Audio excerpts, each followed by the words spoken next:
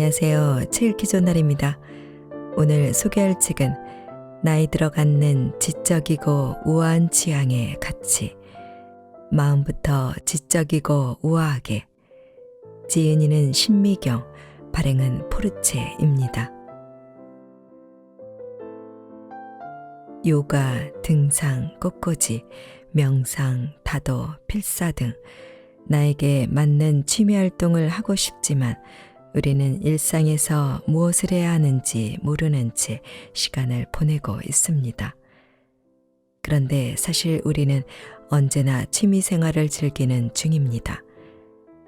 저녁 식사를 마친 후 잠깐의 산책, 잠들기 전 새 쪽만 읽는 책, 이 순간들은 활동이 아닌 생활이라 쉽게 알아차리기는 어렵습니다. 이 책은 나이 들어가는 생활에서의 취미가 무엇인지 알려주는 책인데요. 취미처럼 어느새 일상에 스며든 거, 속절없이 흘려보냈던 시간을 지적이고 우아하게 만들고 싶다면 일상의 숨은 사소함을 발견해야 합니다. 나를 우아하게 만드는 가장 쉬운 방법은 바로 취미라고 저자는 말하는데요. 교양인이 되겠다는 집념은 나를 피아니스트로 만들고 화가로 만들기도 합니다. 좋은 취미는 삶에 활력을 불어넣기도 하지요.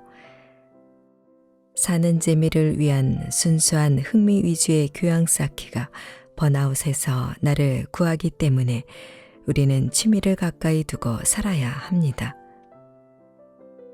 취미 생활로 가득한 하루 일과표에서 나의 욕심이 버거우면 시간표를 수정하기도 하고, 지친 날에는 쉬어가는 그런 일상, 소중한 것들은 늘 곁에 있다. 그것을 찾아내고 다듬는 것은 나의 몫입니다. 나이 들어 살맛나는 생활을 위해서 반복되는 일상에서 무기력함이 오지 않도록, 위태로운 시간을 보내더라도 흔들리지 않도록 품이 있는 삶을 위한 지적 취향은 진정한 나를 발견하는 데서 시작하는 것입니다. 자, 그럼 지금부터 잠시 책 속으로 들어가 보겠습니다. 오늘도 책 읽기 좋은 날과 함께 좋은 시간 보내세요. 구독, 좋아요는 사랑입니다.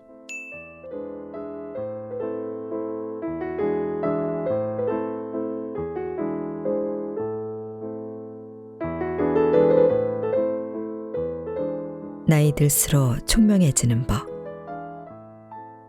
아침 식사로 토스트 식빵 1개 반 조각에 브리치즈를 썰어 올리고 마카다미아와 아몬드 그리고 피카널 치즈 사이로 얹던 중이었다. 혹시 매일 견과류를 먹어서 그런가? 나는 최근 발견한 어떤 능력의 이유가 궁금했다. 브리치즈에는 후추를 뿌리고 토스트 토핑 위에 덴마크에서 온 봄꿀을 스르르 뿌려 간단한 아침 식사를 완성했다. 토스트 한 입을 베어 물며 어제의 대화를 곱씹었다.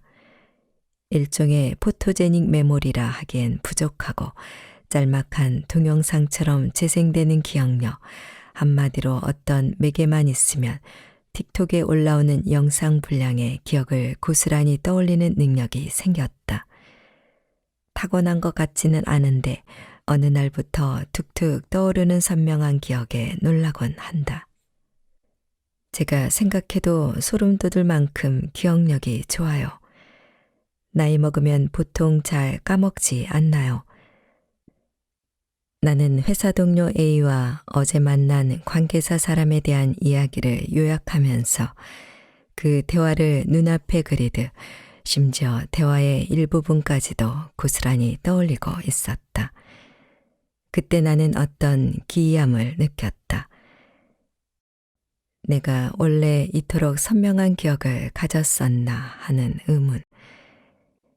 A에게 견과류를 먹어서라는 이유로 자화자찬을 끝냈지만 내심 알게 모르게 했던 두뇌 트레이닝의 실제가 정말 궁금했다. 동료 B와 대화를 나누던 중에 또 기억력이 화제에 올랐다. 비가 초등생 아들이 편집한 영상을 보여줬냐며 핸드폰 영상을 들이대자마자 그 영상의 내용과 비의 아들이 가장 좋아하는 과자가 무엇인지까지 답변했다. 머릿속에서 처음 영상을 봤던 날 식사 자리에서의 대화까지 모조리 떠올랐다. 비에게 기억력을 뽐내던 중 비는 생각지도 못한 솔루션을 제시했다. 술을 먹어. 술 마시면 다 까먹어. 박장대소하는 나를 두고 비는 자신의 논리를 펼쳤다. 너무 많은 기억을 가지고 있으면 사는데 피곤하고 힘들다고. 필요 없는 기억은 지우는 게 좋다는 거였다. 사람들은 일부러 망각에 기대곤 하니 틀린 말도 아니었다. 불행인지 다행인지 술은 입에 대지 못하는 체질이고 몽땅 잊고 싶을 만큼 괴로운 기억은 딱히 없었다. 대신 선명한 기억력이 꼭 축복만은 아니라는 생각에 틱톡 용량 기억력의 흥분은 잠시 내려두었다. 이제 5년 정도 되었던가. 요가를 시작한 이후로 나는 명상에 관심이 커졌고 짧게나마 마음 챙김의 시간을 가지게 되었다. 명상은 내게 여전히 미지의 영역이지만 확실히 예전보다 마음의 번다함을 내려놓게 했고 산만함을 줄였으며 집중력을 키웠다. 명상으로 극적인 변화는 한 번도 경험해 본 적이 없지만 기억력 향상에 약간의 도움이 되었을지도 모를 일이다. 견과류가 브레인푸드라고 여겼으나 특정 음식을 먹기만 해도 쉽게 머리가 좋아질 수 있다면 이 세상 누구도 기억력 감퇴로 고생하지 않을 거다. 규칙적인 생활을 오랫동안 해와서인가? 아니, 이 모든 것의 총합이 분명 적지 않은 영향을 끼쳤겠지만 결정적인 한방이라고 보진 않는다. 요즘 들어 평소 관심 없던 분야에 도전하고 단번에 이해가 가지 않으면 이해될 때까지 계속 반복했던 것과 기존에 해왔던 모든 취미에 가까운 공부들을 조금이나마 다양하게 했던 시간이 가장 큰 영향력을 지녔을 거란 합리적 의심을 한다. 일을 하며 매번 여러 캐릭터를 가진 사람들과 만나 서로 다른 생각을 교환하는 방향도 마찬가지다. 똑같은 사람이 주는 예측 가능한 지루함, 다른 말로 지나치게 편안해 더 이상 궁금하지 않을 때보다 새로운 사람, 새로운 자극은 최대한으로 머리를 쓰게 한다. 안 했던 운동을 매일 하고 그림의 기초도 잘 모르면서 스케치에 도전하며 하루하루 색다른 일에 접근하다 보니 어렴풋이 알겠다. 두뇌를 튼튼하게 하는 법은 불편함을 피하지 않고 부딪힌다는 점이 가장 도움이 되는 것 같다고. 지적 자극만이 자꾸 뭔가를 잊기 쉬운 나이로 향해 가는 요즘의 현명한 처방이다. 지금을 만족스럽게 살면서도 건강하게 나이 들기 위해 신체를 단련하고 마음을 수련하고 두뇌 훈련을 멈추지 않는다.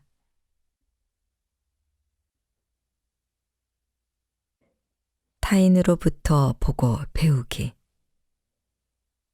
모르면 그저 무섭기만 하고 좋은 걸 누리지 못한다. 내가 무지로 인해 공포를 느꼈던 최초의 기억은 에스컬레이터 타기다. 아마 유치원생 또는 초등학교 1, 2학년의 나이였을 것이다. 그때는 에스컬레이터가 백화점에 나가야 볼 수 있을 만큼 귀해 일상에서 매번 접하기 어려웠다. 어쩌다 한번 그곳에 가면 내 작은 발이 설 곳을 모른 채 자꾸 움직이는 계단의 끄트머리에 걸쳐서 몸이 갸우뚱했다. 눈으로 계단 사이의 경계선을 확인하고 그 안에 발을 두어야 한다는 걸 몰라 에스컬레이터를 탈 때마다 가슴이 몹시 두근거렸다.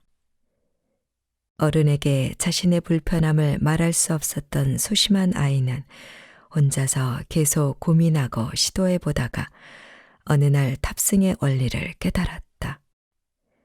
실로 자신과의 싸움이자 외롭게 터득한 생활의 기술이었다. 살다 보니 에스컬레이터 안전하게 타기 같은 공부가 많이 필요했다. 학교 정규교육 과정에서 알려주지 않고 누가 옆에서 이렇게 저렇게 챙겨주지 않는 너무 하찮고 당연한 상식 또는 그들만의 규칙 같은 거, 잘할수록 혼자 끙끙거리기보다 남을 보고 따라하거나 아는 사람에게 물어보면 더 빠르게 습득할 수 있음을 알아 예전만큼 더디게 배우지 않는 사소하지만 중요한 것들 말이다. 몇 해 전 KTX를 탔을 때다. 하차를 기다리며 통로에 서 있는데 객실의 자동문이 금세 닫혀 조금 불편하던 차였다. 그런데 어떤 사람이 천장 위에 붙은 초록색 버튼을 누르자 문은 꽤 오래 열려 있었고 모두가 빠르고 수월하게 하차할 수 있었다. 나는 내리던 중에 이제까지 눈길도 주지 않았던 천장 쪽 버튼을 보았고 거기에 적힌 이 버튼을 누르면 1분간 문이 열려 있습니다 라는 안내를 보았다. 그러고 보니 그날은 또 하나의 궁금증을 해소한 날이기도 하다. 열차를 탄 한 승객이 슈트 재킷을 벗더니 안쪽에 붙어있는 천고리를 활용해 좌석 옆쪽 벽에 붙은 옷걸이의 옷을 걸었다. 속으로 아하 외쳤는데 이제까지 겉옷 안쪽에 천으로 만든 일자형 고리의 용도가 내내 궁금했기 때문이다. 사소한 것부터 시작해 인생 전체에 영향을 미치는 것까지 늘 누군가를 따라 하며 배운다. 포장해 말하자면 영감을 주는 인물이라고도 할 수 있다. 내 마음에 쏙 드는 정확히 말하자면 좋아 보이는 모습을 발견하면 나도 가지고 싶다는 욕구가 스멀스멀 피어오른다. 처음에는 주로 겉모습을 따라했다. 소피아 코폴라 감독의 소매를 걷어올린 셔츠 차림이 지적으로 보여 따라 입는 것처럼 말이다. 친구가 산 립스틱 컬러가 너무 예뻐 몰래 따라 사고 그 친구와 만날 때는 절대 바르지 않는 앙큼함도 있었다. 그러다 그 셔츠 차림이 내겐 그다지 지적인 느낌이 나지 않고 다림질이 귀찮아 티셔츠를 더 자주 입는다거나 립스틱 하나 달리 바른다고 없던 미모가 생기지 않는 현실에 부딪히게 되었다. 무언가를 살 수 있는 주머니 사정만 갖추면 일시에 충족되는 욕구란 늘 허기진다. 그 사람의 삶은 분위기는 결코 내 것이 되지 않으니까. 그 사실을 받아들인 후로 다른 사람의 삶을 물건으로 남아 흉내내지 않게 되었다. 내가 진정 원하는 바는 물건 뒤에 있었다. 이제는 타인과 같아지기 위해 노력하기보다 홀로 여러 교양 쌓기에 골몰한다. 나의 고유한 재능과 분위기를 만들고자 두루두루 시도해보던 중에도 따라하기는 계속된다. 책에서 알려주는 대로 서랍을 정리하고 꽃 선생님이 가르쳐주는 방식을 따라 꽃꽂이를 하고 차 선생님의 말씀대로 차를 우리는 훈련을 한다. 요가, 명상, 투자, 남에게 해서는 안 되는 말, 나를 존중하는 법까지 끝없이 남에게 배웠고 배워간다. 누군가의 겉모습을 몰래 따라할 때는 조금 굴욕감도 들었는데 어떤 지적 훈련을 거듭할 때는 당당함이 생긴다. 따라함에도 몰래라는 비겁함과 허락이 주는 공공연함의 차이가 있는 건가? 내가 거울 삼았던 사람들 모두에게 배웠다. 여긴 책 속의 등장인물, 영화 속 캐릭터 같은 가상인물부터 현실에서 스쳐 지나가는 사람까지 포함한다. 고유하다고 생각했던 영역까지도 누군가의 영향력이 끼쳐 있다. 나는 결코 홀로 내가 되지 않았다. 우아한 교양과 낭만의 부재. 영화 죽은 시인의 사회에서 캡틴 오마이 캡틴이라 불리는 키팅 선생님은 학생들에게 의학, 법률, 경제, 기술은 삶을 유지하는 데 필요하지만 시와 미, 낭만, 사랑은 삶의 목적이라고 말한다. 가 사회에 나온 어린 어른이었던 나는 꿈과 현실 중 무엇을 따라야 하는가를 만나는 어른마다 붙잡고 물었던 적이 있다. 이제는 그 답을 안다. 둘의 우위는 가릴 수 없고 삶은 이 두 가지로 굴러간다는 것을. 먹고 살기 위한 현실적 공부가 일상의 칠화를 차지하지만 사말은 정신적 교양 쌓기에 할애한다. 치기 어린 거친 말투와 몸가짐을 보일 때 부족한 소양으로 오가는 대화를 이해하지 못하거나 이렇다 할 나만의 확실한 취미가 없을 때도 나는 부끄러웠다. 교양 공부의 시작은 언제까지나 세상과 어울리기 위함이었다. 그래서인지 어떤 분야라도 순수하게 아름다움에 감탄하기보다 결국 지식을 탐하는 방향으로 흐른다. 이런 성향 때문에 오히려 남을 모방하는 것도 나를 찾는 것도 아닌 더 나다운 내가 되는 취향적 삶을 살고 있다. 어떤 취향. 우리는 서점을 향하고 있었다. 친구는 최근에 읽은 책을 이야기하며 칸트에 대해 말했고 나는 가볍게 공리주의를 말했다. 대화를 나누는 우리 중 누구도 철학을 깊이 공부한 적이 없다. 공통점이라곤 지적 세계에 대한 동경이 큰 지식 소비자라는 거다. 솔직히 책을 매우 좋아하는 그 친구가 어떤 마음을 품고 있는지 모르지만 적어도 나는 그렇다. 지금 내가 관심 있는 모든 것들, 미술과 역사, 미학과 철학, 자 그리고 꽃꽂이, 피아노 치기와 클래식 음악 감상 같은 고급 문화는 경제적 여유가 어느 정도 생긴 어른이 되어서야 향유하기 시작했다. 어린 시절에는 아이돌 그룹의 대중가요를 듣고 왕가희 감독의 영화가 최고의 예술이며 애니메이션이나 만화 짱구는 못 말려가 재미있었으니까 30이 지나 40이 되는 동안 그런 대중문화가 크게 새롭지 않았다. 익숙함이 주는 지루함이 더 커지고 말았다. 프랑스 사회학자 피에르 부르디에는 취향이란 인간이 다른 사람들에게 비치는 것의 기준이라고 정의했다. 취향이라는 문화 자본을 통해 사람들은 스스로를 구별하며 다른 사람들에 의해 구분된다고.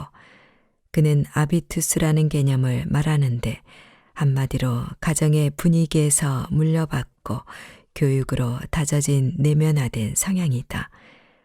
소설가 최민석은 에세이 피츠제럴드에서 취향에 대해 한 사람이 자라난 가정의 분위기, 여행 간 곳의 정치, 입어온 옷의 질감, 마신 차의 향, 대화를 나눈 사람들의 품격 등으로 결정되는 살면서 체험한 모든 취미, 내적, 교양행위로 쌓아낸 자산이라고 정의한다.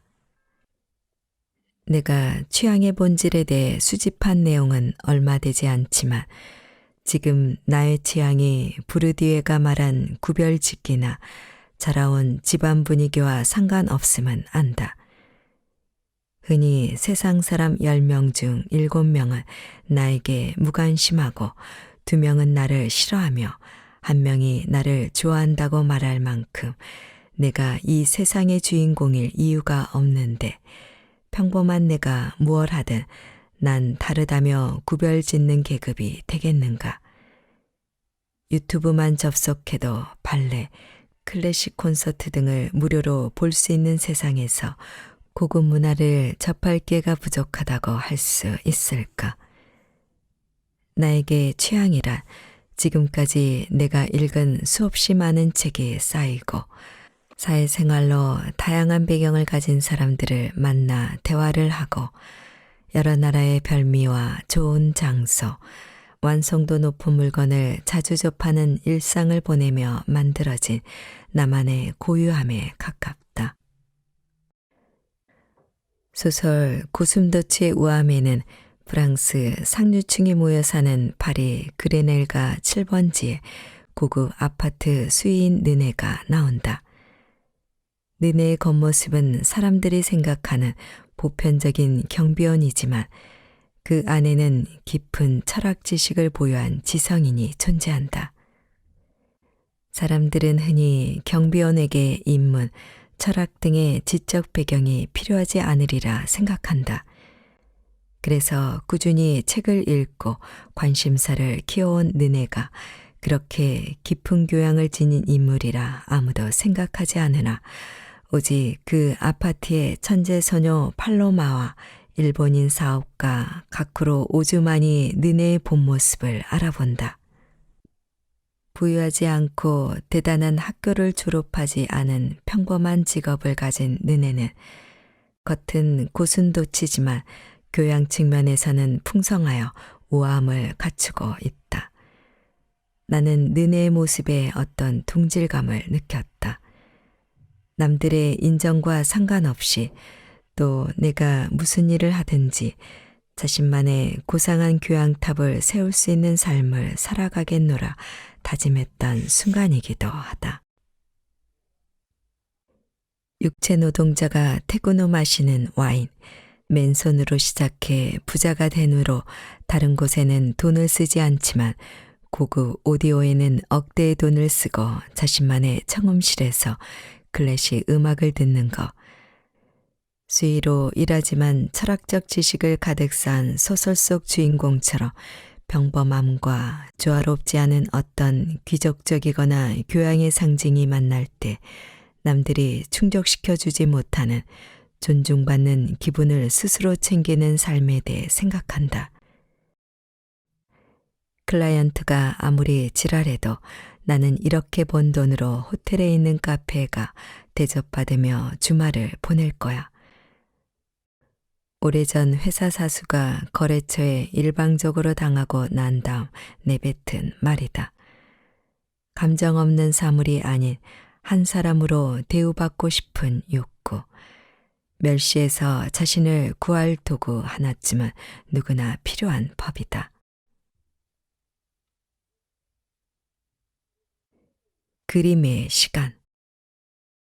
관람료는 1,500원.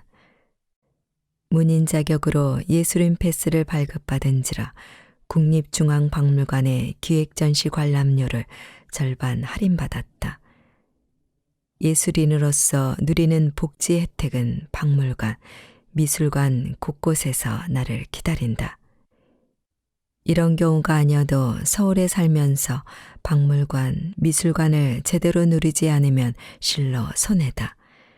국립박물관과 미술관의 상설 전시는 소장품의 수준이 높은 반면 무료 관람이거나 관람료가 저렴해 문턱이 낮다. 여러 사설 갤러리도 대부분 무료 관람이다. 박물관에 갈 때 준비물은 운동화에 편안하고 단정한 옷, 물병 하나, 핸드폰과 책 한 권이다. 관람 전에는 핸드폰을 제외하곤 사물함에 모든 소지품을 맡겨 몸을 최대한 가볍게 한다. 평균 2~3시간은 전시장에 머물며 생긴 관람 노하우였다. 오늘은 아시아의 칠문화를 배워볼 참이다. 온나무가 자생하는 아시아 고유의 칠공예는 어떤 역사를 가지고 있을지 또 어떤 방식으로 제작하는지 궁금하다. 사실 전시의 안내를 보기 전까지는 딱히 알고 싶은 영역이 아니었다. 허명욱 작가의 오칠 작품이 인기인 것도 알았고 집에서 잘 만든 오칠 수저를 쓰고 있어도 공예 작가가 아닌 내가 칠 자체에 관심이 클 리가 없다. 그럼에도 좋아하는 박물관에서 마련한 전시는 교양 쌓기에 더없이 좋아 그게 주제를 가리지 않고 찾는 편이다. 좋아한 것은 보고 싶지 않고 아름다운 것을 눈에 담고 싶어하는 인간의 탐미적 본능. 내가 신미안을 가꾸는 첫 번째 매체는 그림이다. 영화, 연극처럼 동적으로 움직이는 장면을 계속 보는 것에 필요함을 느끼는 시각적 자극에 취약한 눈 때문도 있지만 좋은 공간에서 좋은 그림을 본다는 자체가 집에서 누리기 어려운 호사라 그렇다. 전시장을 자주 드나들지만 그림 감상법이 저절로 습득되지는 않았다. 마치 책을 읽듯이 작품보다는 컨셉에 먼저 눈이 갈 때가 많고 도슨트에게 작품 설명을 듣거나 앱의 전시 해설 가이드를 귀로 들으며 천천히 그림을 볼 때가 찼다. 그림을 보러 다닌 지 20년이 넘었지만 주말에 잠깐 기분 전환하는 수준으로는 나만의 관점이 저절로 만들어질 리 없다. 들쑥날쑥한 공부로 식견이 생기길 바라는 건 도둑놈 심보 아닐까. 그래도 자주 접해서인지 어떤 작가의 작품인지 알아맞히기는 곧잘 하는데 어떤 특징을 가졌는지 말로 설명하라고 하면 어버버 거릴 터였다. 조선 정조 때 문장가 유한준의 저음집에는 그림 감상에 대한 견해가 들어있다. 그림에는 그것을 아는 자, 사랑하는 자, 보는 자, 모으는 자가 있다고 한다. 그림을 쌓아만 두면 잘 본다고 할 수 없고 그림을 볼 때 어린아이가 보듯 칠해진 것 외에는 분별하지 못한다면 아직 사랑하는 게 아니라고 말한다. 그림 감상이란 결국 아는 것으로 형태는 물론 이치와 조화까지 포함하는 범위인데 그림을 보고 모으고 사랑한다는 겉껍질 같은 태도가 아닌 잘 안다는 것에 있다고. 알면 사랑하게 되고 사랑하면 제대로 보게 되고 볼 줄 아는 사람이 비로소 모으게 되는 과정이다. 시장 구경하듯 마구잡이로 그림을 보러 다녔던 나는 감상하는 그림 장르를 좁혀가는 중이다. 동아시아 고미술에 관심이 커져서 우선 한국 미술사를 공부하며 그림 감상 노트를 쓰고 있다. 마음에 드는 작품을 골라 전문가의 해석을 읽고 내 감상을 적어둔 노트로 예컨대 소동파의 삭각과 남학신을 착용한 모티브의 그림인 동파 입극도의 여러 작품을 찾아 해석을 붙여 정리해두는 방향과 같다. 동일한 규칙을 가진 그림을 모아보면 비교하는 재미와 그림 보는 깊이가 생긴다. 이렇게 파고들면 언젠가는 해설 없이 눈으로 보기만 해도 좋은 작품을 분별하는 법을 알게 되는 날이 올지도 모른다. 다시 느슨하게. 풍요로운 봄날, 시골에는 이미 두릅이며 더덕이 자라 있을 터였다. 오랜만에 시골로 가는 차 안에서 오늘 일정을 정리하던 중에 더덕 캐기 이야기가 나왔다. 그럼 자연 관찰도 하는 거겠네. 식물을 그림으로도 그려보고 스케치북이랑 연필 가지고. 내가 말하자 친오빠가 누가 요즘에 그림을 그리냐며 다 사진으로 찍는다고 답했다. 아날로그 방식으로 하면 못 보던 게 보이잖아. 그리면서 잎사귀가 어떤 형태를 가졌는지 섬세하게 관찰할 수 있는데 라는 내 말에 오빠는 그렇네. 우리 어릴 때는 그렇게 배웠지 라며 맞장구 쳤다. 아날로그적 배움에 대해 말을 뱉다가 언행불일치로 생각이 뻗어나갔다. 과연 나는 그렇게 느리게 배우고 있는지, 그렇게 입만 살아있는 내가 그림을 그리며 섬세한 관찰을 하느냐? 아니다. 나는 쫓기듯 여러 공부를 하려고 했을 뿐이다. 나에겐 엄청난 양의 인풋만이 세상의 전부처럼 느껴졌다.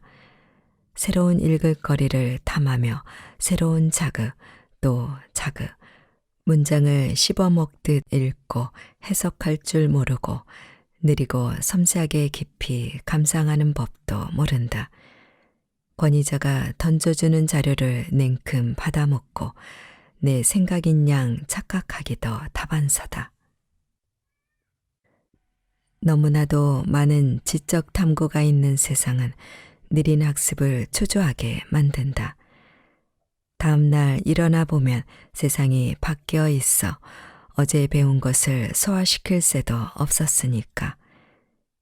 어느 날 성수 토박이와 성수 일대를 걷다가 어떤 카페나 가게도 10년 가기 어렵다며 변하기 전의 모습과 그때의 추억을 회상하며 아쉬워했다. 나 역시 지금은 없어진 그 카페에서 마리아주 프레르 프렌치 블루 얼그레이를 마시고 너무 맛있어서 집에 돌아와 해외 직구로 주문했던 기억이 있었다. 공업사 건물 사이로 들어서는 명품 브랜드 부티크처럼, 심지어 그렇게 멋지게 지어놓은 건물이 고작 6개월짜리 판업 스토어임에 혀를 내둘렀을 때, 지나치게 빠르게 변하고 하나에 오래 집중하지 못하는 세태, 순식간에 새로운 자극을 찾아 나서는 분위기에 휩쓸리는 인파 속에 나도 있다는 사실을 소셜미디어 타임라인을 손가락으로 쓱쓱 올려보며 깨닫는다. 3초 전에 봤던 콘텐츠가 기억나지 않는다. 속설로 굳어진 금붕어 3초 기억력처럼 될까봐 두려워지던 날. 그러고 보면 급할 게 없다. 이 시대의 총아테크 분야에서 일하는 사람은 아니고 주식시장에서 사는 트레이더도 아니다. 그저 인문학적 소양을 쌓는 게 삶의 낙이요. 차에 시간을 보내고 매일 쓰는 사람에 불과할 뿐이다. 뭐가 그렇게 급해서 실시간으로 살아야지 안달했을까 싶어진다. 세상에는 욕심보전의 법칙이 있는지도 모르겠다. 무력이 식은 자리에 지식욕이 채워진 후 하나라도 더 많이 알고자 했다. 알고자 하는 욕구에 심치가 아닌 집착하며 나의 무료한 삶과 평범한 일상의 자극제로 삼았다. 이를 통해 무엇을 이루고 싶은지, 무엇을 원하는지 알지 못한다. 여전히 몰라도 괜찮다고 생각한다. 공부로 반드시 이루고 싶은 목적지를 설정하고 이루지 못해서 좌절. 이런 마음이 내겐 더 슬프다.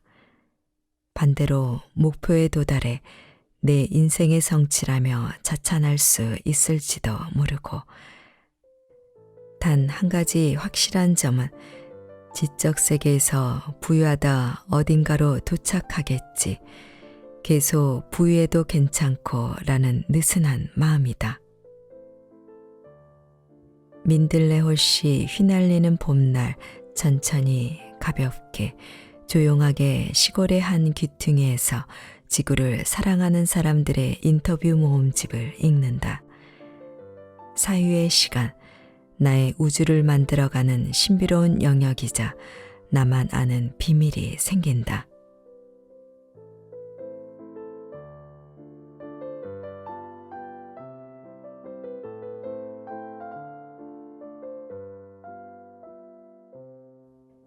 책 읽기 좋은 날, 오늘은 마음부터 지적이고 우아하게를 보내드렸습니다.